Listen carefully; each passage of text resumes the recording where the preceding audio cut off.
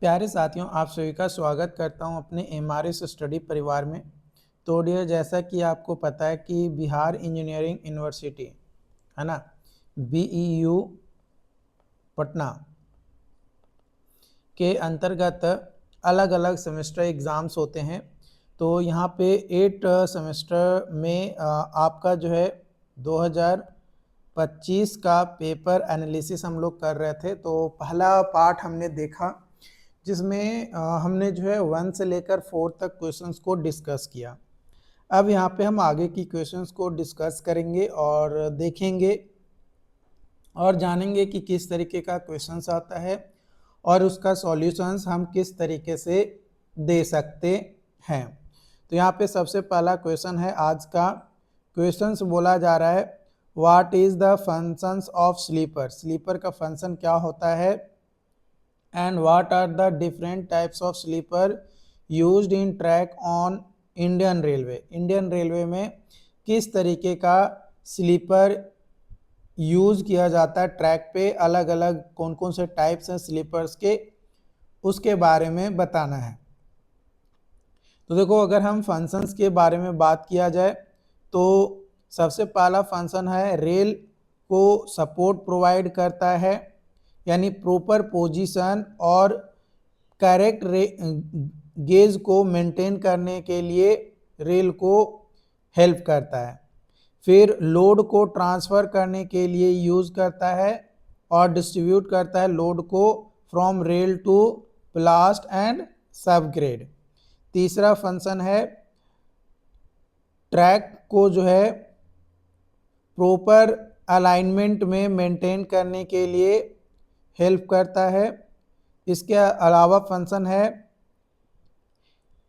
Absorb करता है shock को और वाइब्रेशन को जो मूविंग ट्रेन के कारण से आता है। फिक्स करता है रेल्स को with the help of fastening systems, जो कि क्लिप्स, बोल्ट, स्पाइक्स, इन सभी के माध्यम से। इसके अलावा जो फंक्शन है रजिस्ट करता है लॉन्गिट्यूडनल और लैटरल मूवमेंट ऑफ रेल को, यानी प्रिवेंट करता है, रजिस्ट करता है। Make track maintenance, packing and alignment easier, है ना। ट्रैक का जो मेंटेनेंस है, पैकिंग है या अलाइनमेंट है, उसको आसान बना देता है। टाइप्स ऑफ स्लीपर जो यूज़ किया जाता है ट्रैक में, है ना, टाइप्स ऑफ स्लीपर जो यूज़ किया जाता है ट्रैक में वो होता है इंडियन रेलवे। क्या होता है? इंडियन रेलवे में अगर हम बात करें तो सबसे पहला इंडियन रेलवे में यूज़ किया जाने वाला स्लीपर्स है वुडन स्लीपर, जो कि टिम्बर स्लीपर भी कह सकते हैं। ये हार्डवुड जैसे टीक और साल से बना होता है। इसका इलास्टिसिटी अच्छा होता है, इजी टू हैंडल होता है और गुड इंसुलेशन होता है, यानी इलेक्ट्रिक को इंसुलेट करता है, उसको कंडक्ट नहीं करता है। डिसएडवांटेज देखें वुडन स्लीपर का तो ये शॉर्ट लाइफ होता है, टर्माइट्स और डीके इसमें हो जाता है, मतलब फंगस वगैरह लग जाता है या घुन लग जाता है, टर्माइट के कारण से लकड़ी जो है क्या होता है, ख़राब हो जाता है, इसलिए शॉर्ट टाइम के लिए ही चल पाता है। इसका यूजेज अब मोस्टली ऑब्सोलेट हो गया है, यानी अब नहीं यूज़ किया जाता है। पहले बहुत ज़्यादा यूज़ किया जाता था, लेकिन कुछ स्पेशल लोकेशंस जैसे ब्रिज या पॉइंट एंड क्रॉसिंग के जगह पे अभी भी यूज़ किए जाते हैं स्पेशल लोकेशंस में, बट बहुत ही कम यूज़ किया जाता है ना। यूज़ किया जाता है लेकिन अब एकदम ना के बराबर जो है इसका यूज हो गया है। फिर आता है कास्ट आयरन स्लीपर्स। ये पोर्ट स्लीपर या CST-9 स्लीपर्स, इसका लाइफ जो है लंबा होता है और रजिस्ट करता है कोरोजन को, लेकिन डिसएडवांटेज ये होता है कि ये ब्रिटल होता है, लेस फ्लेक्सिबिलिटी होता है और मेंटेनेंस इश्यूज जो है यहाँ पे देखने को मिलता है। इसका यूज हम लार्जली रिप्लेस किया है प्रीवियस जो कॉमन यूजेज था, यानी जो वुडन जो यूज हो रहे थे तो उसके जगह पे ये यूज होता है, बट ये भी हर जगह अब यूज नहीं होता है ना, ये भी अब हर जगह यूज नहीं होता है।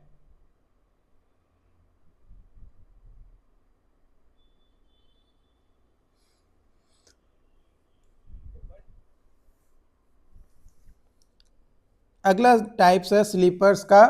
स्लीपर का जो अगला टाइप है वो है आपका स्टील स्लीपर। स्टील स्लीपर्स ये बनता है प्री स्ट्रेस स्टील सेक्शन से।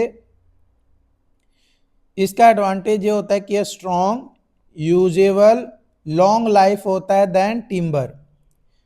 डिसएडवांटेज कोरोजन इश्यूज देखने को मिलता है और पुअर इंसुलेशन हमें देखने को मिलता है। इसका लिमिटेड यूज होता है आपका मॉडर्न ट्रैक में।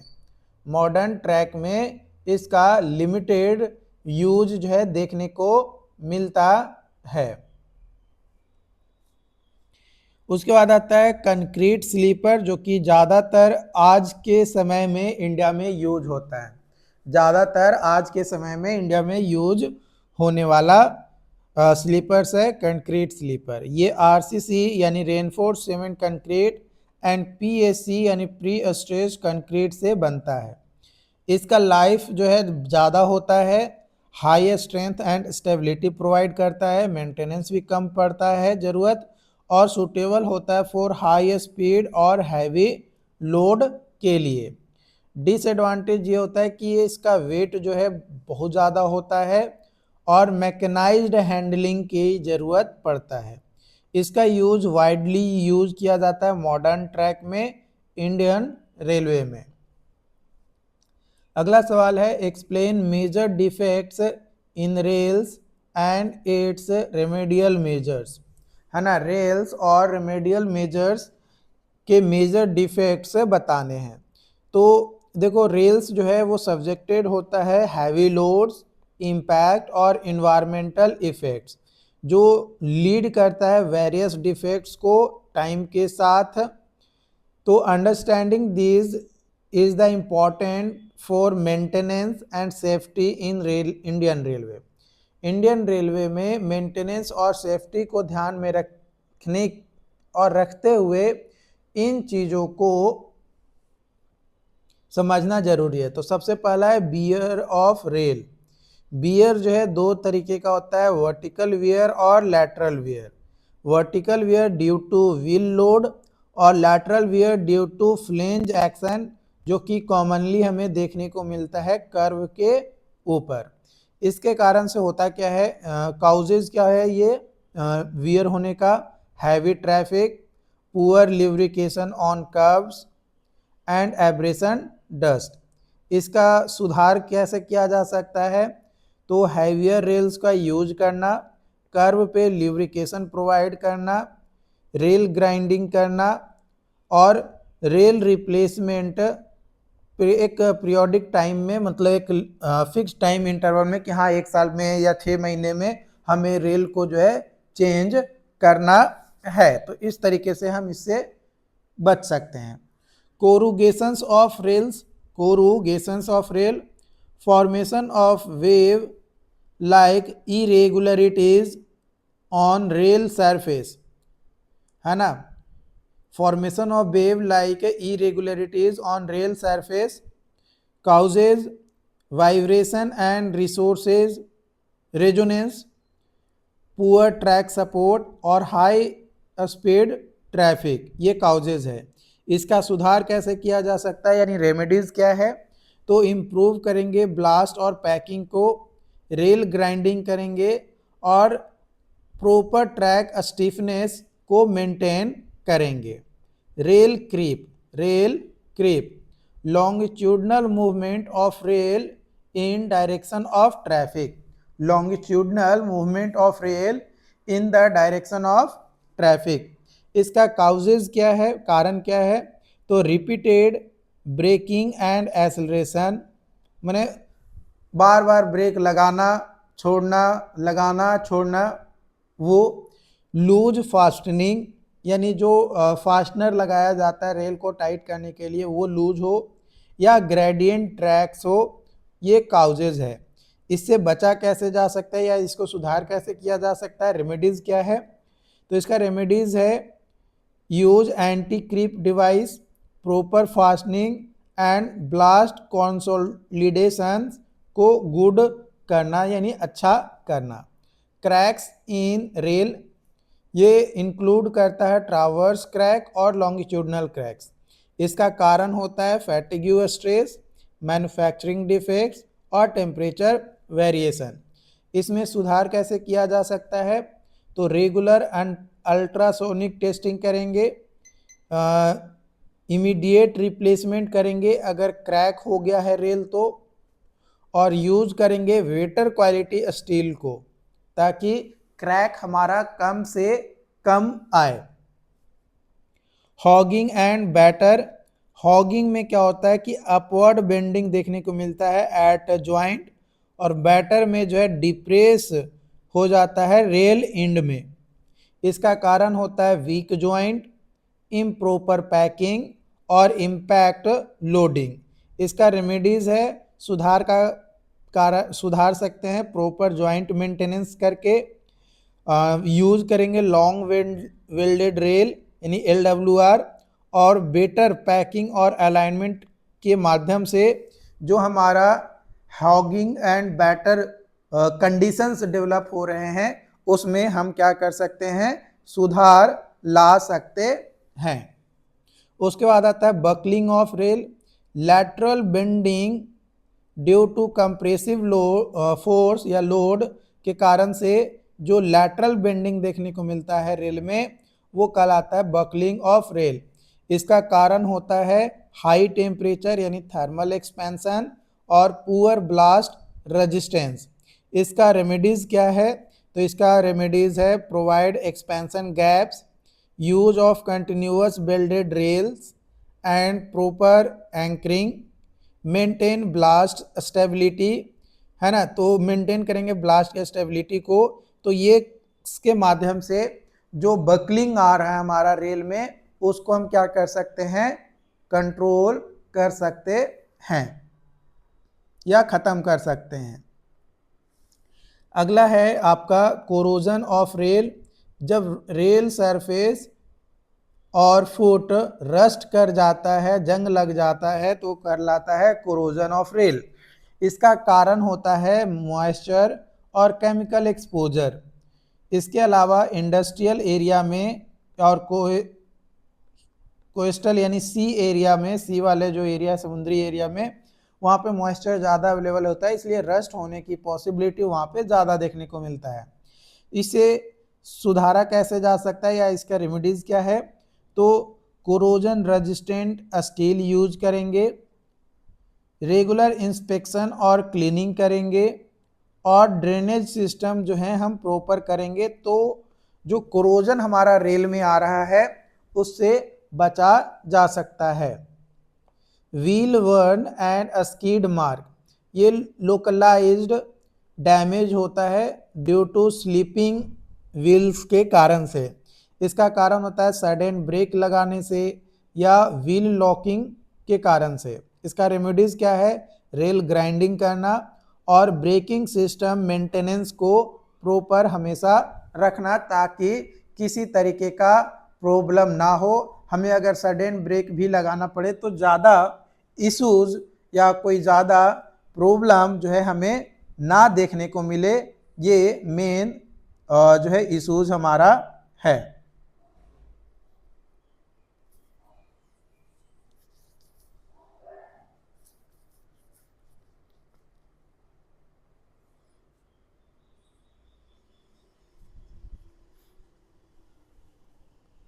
अगली क्वेश्चंस की ओर बढ़ते हैं। अगला क्वेश्चन है what is the purpose of providing marshalling yard, describe the layout of typical marshalling yard. यानी मार्शलिंग यार्ड का पर्पस क्या है, माने क्यों हम मार्शलिंग यार्ड प्रोवाइड करते हैं वो आपको जो है बताना है और उसका लेआउट देना है। तो देखो मार्शलिंग यार्ड को हम क्लासिफिकेशन यार्ड के नाम से भी जानते हैं। ये यूज़ किया जाता है रेलवे सिस्टम में, खासकर इंडियन रेलवे में सॉर्ट, अरेंज और फॉर्म गुड ट्रेन इफिशिएंटली।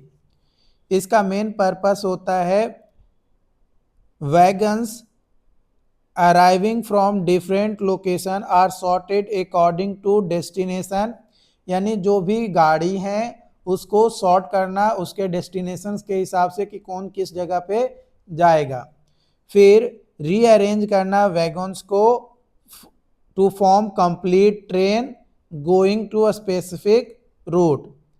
फिर उसके बाद इनकमिंग गुड्स ट्रेन को डिसमेंटल करना इनटू इंडिविजुअल वैगन्स को और स्मॉल ग्रुप्स में। उसके बाद keep main stations free from heavy shunting operation. Heavy shunting operation से हमारा मेन स्टेशंस को क्या करना, फ्री करना। और उसके बाद इंश्योर करना quick dispatch and proper routing of good traffic, माने जो मालगाड़ी का जो ट्रैफिक है वो प्रॉपर हो सके। एंड होल्ड करना वैगन को until they are assign to outgoing train. जब तक आउटगोइंग ट्रेन के साथ असाइन नहीं किया जाए तब तक वैगन को क्या करना, होल्ड करके रखना, होल्ड करके रखना। Layout of A marshalling yard, तो स्टैंडर्ड मार्शलिंग यार्ड डिज़ाइन किया जाता है इस तरीके से ताकि स्मूथ सिस्टमैटिक मूवमेंट हो सके वैगन्स का। ये जनरली कंसिस्ट करता है मेन पार्ट्स, जैसे रिसेप्शन यार्ड जो कि अराइवल यार्ड होता है, यहाँ पे ट्रेन जो है आता है और इनिशियल इंस्पेक्शंस होता है वैगन्स का। और लोकोमोटिव इज डिटैच्ड, है ना, लोकोमोटिव को हटाया जाता है। फिर सॉर्टिंग यार्ड जिसमें क्लासिफिकेशन किया जाता है, कोर पार्ट ऑफ यार्ड होता है ये। वैगन को जो है सॉर्ट किया जाता है बेस्ड ऑन उसके destinations. Can be done by flat yard जो कि मैनुअल शंटिंग, ग्रेविटी यार्ड यानी वैगन मूव्ड बाय स्लोप, और हम्प यार्ड जो कि मोस्ट इफिशिएंट और यूजेज अ रेज्ड हम्प। फिर आता है डिपार्चर यार्ड, यहाँ पे सॉर्टेड वैगन्स को असेंबल किया जाता है इनटू कंप्लीट ट्रेन्स और फाइनल इंस्पेक्शन किया जाता है और ब्रेक टेस्टिंग किया जाता है। उसके बाद ट्रेन को डिस्पैच कर देते हैं यहाँ से। शंटिंग नेक एक ट्रैक जो यूज़ किया जाता है शंटिंग ऑपरेशन के लिए विदाउट डिस्टर्बिंग मेन लाइन, तो वो कहलाता है शंटिंग नेक। फॉर सर्विसिंग और पार्किंग लोकोमोटिव यार्ड या इंजन शेड का यूज किया जाता है। माइनर रिपेयर्स और इंस्पेक्शंस ऑफ वैगन्स के लिए repair and maintenance line use किया जाता है।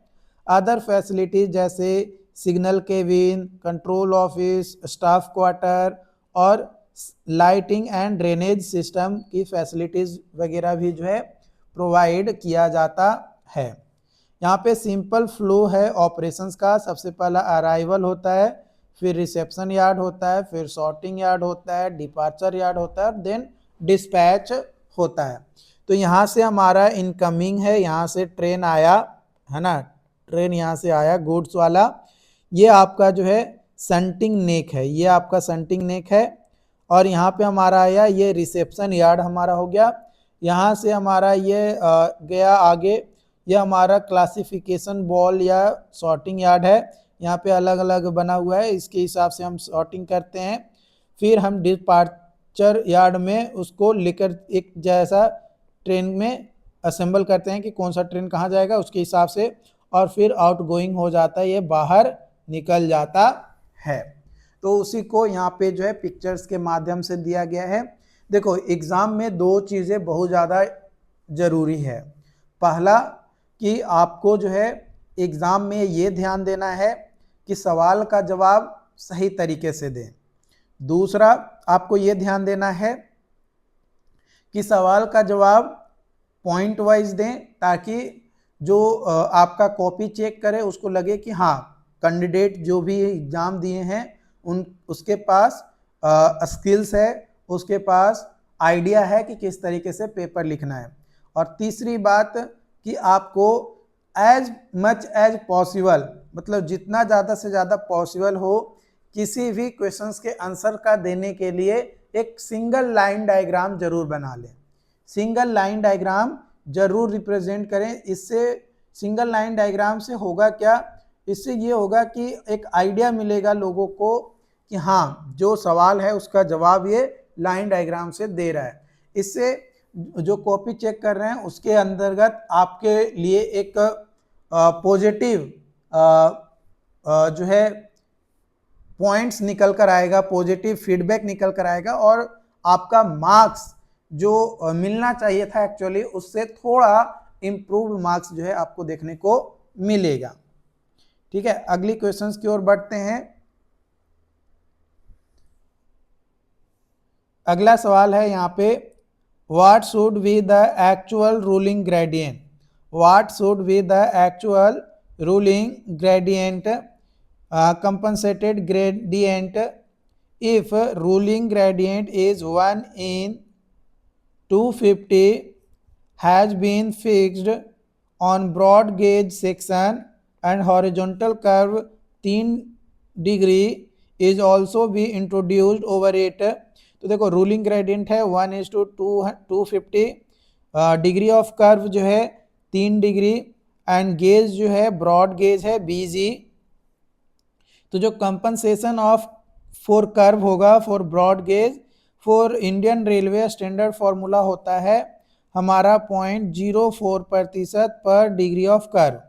तो कंपनसेशन हमारा आ जाएगा 0.04 इंटू 3 यानी 0.12%। ग्रेडियंट को परसेंटेज में कन्वर्ट करेंगे तो ग्रेडियंट है 1/250 यानी 1/250 इंटू 100 यानी 0.4%। कंपनसेटेड ग्रेडियंट आ जाएगा 0.4% माइनस 0.12% यानी 0.28%। तो न्यू ग्रेडियंट आ जाएगा 100/0.28 यानी 357, यानी कंपनसेटेड ग्रेडियंट आ जाएगा 1/357। ये जो है हमारा यहाँ पे आंसर निकल कर आ जाएगा, ये हमारा जो है आंसर यहाँ पे निकल कर आ जाएगा। अगला सवाल है यहाँ पे, what is the necessity of geometric design of railway track, what is the necessity of geometric design of railway track, इनुमरेट significant features of design of railway track. तो जो ज्योमेट्रिक डिजाइन होता है वो डील करता है विद प्रॉपर अलाइनमेंट, ग्रेडियंट और curve, जो railway track को इंश्योर करता है सेफ और इफिशिएंट मूवमेंट ऑफ ट्रेन के लिए। इसेंशियल होता है, ये प्रोवाइड करता है सेफ्टी को ट्रेन ऑपरेशन के लिए, यानी प्रिवेंट करता है डीरेलमेंट और इंश्योर करता है stability at high speed, passenger comfort, economic in operation जो रिड्यूस करता है फ्यूल और एनर्जी कंजम्पशंस को, high speed capability, reduce wear and tear, efficient traffic handling. Significant features अगर हम देखें geometric design of railway track, तो ग्रेडियंट इसमें कई तरीके का होता है, ruling gradient, limiting gradient, exceptional gradient और मिनिमम ग्रेडियंट। ये अफेक्ट करता है आपका ट्रैक्शन और ट्रेन लोड कैपेसिटी को। फिर आता है कर्व जो प्रोवाइड करता है चेंजेस इन डायरेक्शन, हॉरिजॉन्टल और वर्टिकल कर्व, दो तरीके का कर्व जो है हमारा यहाँ पे होता है। सुपर एलिवेशन जो कि कैंट होता है, raised the outer rail on curves to balance centrifugal force, ensure करता है सेफ्टी एंड कंफर्ट को। कैंट डिफिशियंसी, ये डिफरेंस होता है बिटवीन एक्चुअल कैंट जो प्रोवाइड किया जाता है और जो रिक्वायर्ड कैंट होता है, उन दोनों के बीच का होता है, उसको बोला जाता है कैंट डिफिशियंसी। ये इम्पॉर्टेंट होता है फॉर हाई स्पीड ट्रेन के लिए। ट्रांजिशन कर्व जब ग्रेजुअल चेंज होता है हमारा स्ट्रेट से कर्व ट्रैक पे ग्रेजुअली, तो वो वहाँ पे ट्रांजिशन कर्व यूज करते हैं और ये प्रिवेंट करता है सडन जैक को। ये क्या करता है? प्रिवेंट करता है सडन जर्क को, मतलब सडन कोई जर्क ना आए उसको ये प्रिवेंट करता है। एक्स्ट्रा वाइडनिंग ऑफ गेज, ये स्लाइट इंक्रीज होता है in track gauge on curves. हाई हेल्प करता है smooth movement of wheels. Grade compensation on curves, तो reductions of gradient on curves due to added resistance. Sight distance and alignment ensure करता है clear visibility for safe operation के लिए।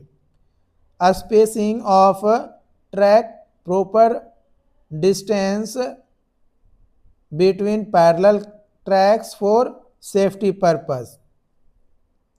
अगला सवाल है एक्सप्लेन करना briefly function of railway track, जैसे fish plate, tie bar, screw, spike and hook bolt को, ये चारों को एक्सप्लेन करना है उसके फंक्शंस को। तो देखो फिश प्लेट ये एक मेटल ज्वाइंटिंग प्लेट होता है जो फिक्स किया जाता है both side of rail and.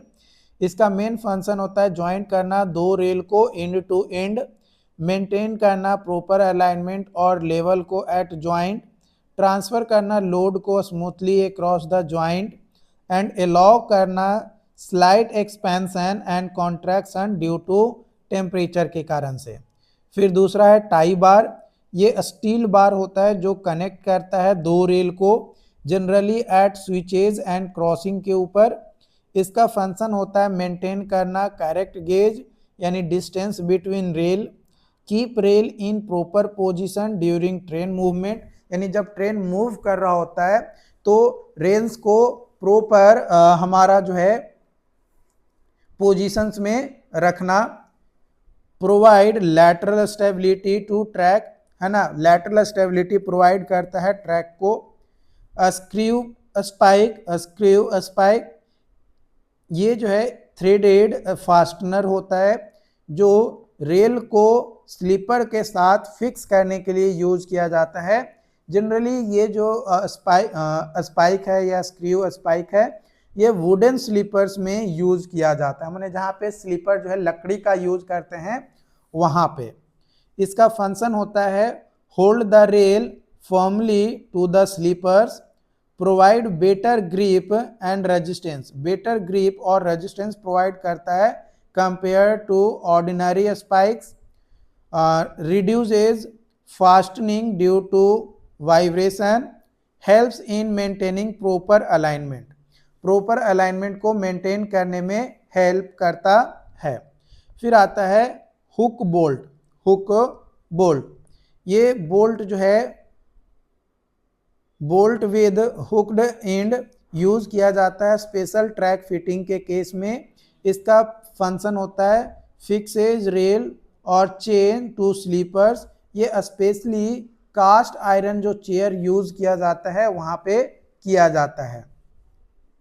Prevents करता है fitting and displacement of rail को, ये इंश्योर करता है tight fastening in curve and stressed locations पे। ये आपका जो है 4 तरीके का रेल फास्टनिंग सिस्टम का डिटेल्स दिया गया है। ये है आपका फिश प्लेट, है ना, ये 2 जॉइंट के जगह पे हम यूज कर रहे हैं, तो ये फिश प्लेट हो गया। ये हो गया टाई बार, है ना, ये पिक्चर जो है ये आपका टाई बार हो गया। और ये आपका स्क्रू स्पाइक, ये आपका स्क्रू स्पाइक हो गया। और ये आपका हुक बोल्ट हो गया, ये आपका हुक बोल्ट हो गया, इस तरीके से हुक लग गया। तो ये चारों जो फास्टनिंग सिस्टम का जो डिटेल्स था जिससे ब्रीफली फंक्शन वाइज यहाँ पे जो है पूछा गया था उसको हमने जो है यहाँ पे डिटेल में डिस्कस किया। आई होप कि ये चीज़ें आपको जो है समझ में आया हो। अगर फिर भी कोई डाउट्स रहता है, कोई कन्फ्यूजन रहता है तो आप हमें कमेंट करके ज़रूर बताएं। मिलते हैं नई वीडियो में नई अपडेट के साथ। Thank you so much.